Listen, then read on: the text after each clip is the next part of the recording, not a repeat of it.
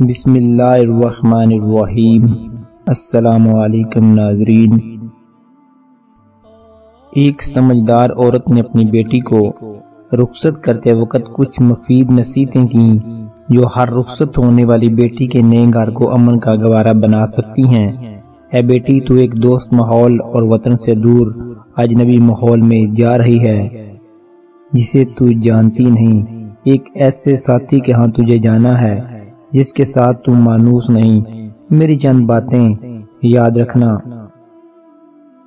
اپنے شوہر کے ساتھ قناعت اور سادگی سے زندگی گزارنا، اس کی بات غور سے سننا اور اطاعت کرنا، کیونکہ قناعت میں دل کو راحت پہنچتی ہے اور اطاعت و فرما برداری میں خاوند خوش ہوتا ہے۔ کوشش کرنا کہ تجھ سے خاوند کی مرضی کے خلاف کوئی بات سرزد نہ ہو۔ اگر غلطی سے ہو بھی جائے تو غلطی کی تلافی کی بھرپور کوشش کرنا۔ خوب بناؤ سنگار کرنا، مگر صرف اپنے خاوند کے لیے۔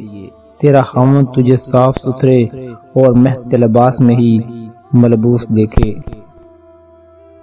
اس کے کھانے کے وقت کا خیال رکھنا، سونے کے وقت بھی اس کے آرام کا خیال رکھنا، کیونکہ بھوک کی شدت ناقابل برداشت ہوتی ہے اور نیند سے اچانک جگانا غصے کا سبب ہوتا ہے۔